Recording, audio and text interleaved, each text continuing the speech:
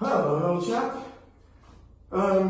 Exercise of the day today is a very common exercise, and it's one of the most butchered, if you ask me. Very, very good exercise. Simple, nothing fancy about it. Called a number of things. We can call it, it's called bird dog, it's kneeling bird dog. We can call it, there's just a ton of labels for it. But it's essentially this drill. It's one of Stuart McGill's big three as well.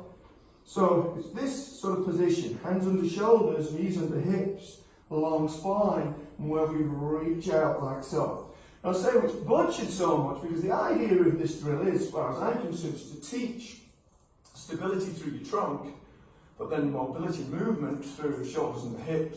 Now, what tends to happen because we lack mobility in this overhead reach, and with extension of the hip, people straight away go into just a huge collapse through here, and that's the exact opposite of what we're trying to do. So when you get people doing this and forever correcting people in sessions, they just kick their legs so high they can't even get their own hips. If we had you and we test you in doing some of our assessments, and we can't even get them to neutral, with their hips, so let alone extend it. So if you can't get into neutral when we actually physically test you, but then here you're in what you think is extension, something like that, but you're really just collapsing everything.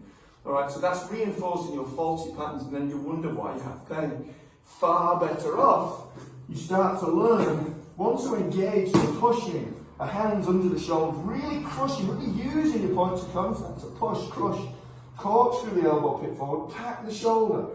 And this lengthening, what I'm talking about, through your tailbone and crown of head is like a rope. So you get a piece of string and you pull each end really tight. That's a tight rope that we walk on. It's stable. It's more stable than a slack line. So when we lengthen tailbone and crown of head, this doesn't move. So we keep it long. So once we've engaged these, and we've engaged that trunk, when we push this back, nothing collapses through here. So you're better off thinking about pushing this backwards, this foot, not lifting it up. Just push it back, even if your toes are just kissing the ground. If I push that back, I've got my butt engaged. I can get it a little bit higher, but I'm one who's prone for collapsing here. So your exercise today, we're going to build on this week, is to keep both hands locked down, both shoulders engaged, the spine long, and then pull the top of your foot, one of your feet through the mat, and feel how that affects the stability through the rest of your trunk, okay? And then when you lift this knee, just push the heel backwards. Now take a little video of yourself. So when you're doing this, nothing else should be moving. And you can do this, and really nothing else is moving but this. A little bit of hip flexion now, knee flexion, and then we push that heel back. And as I'm pushing the heel out, I'm pulling the toes towards my face. What is it with people? Can you not understand? Can you not control your own body? So it's not that.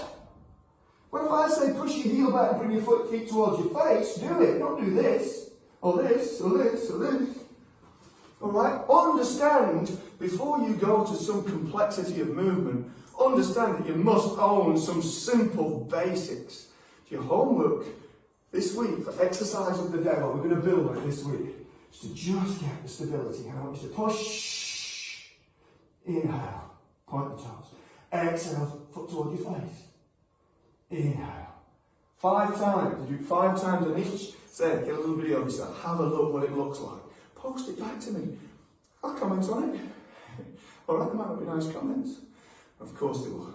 Alright, but look guys, let's build on this week, and we can show you some real challenging variations of this. But for most people, they jump level 1, 2, 3, 4, 5 because they want to get to the higher levels.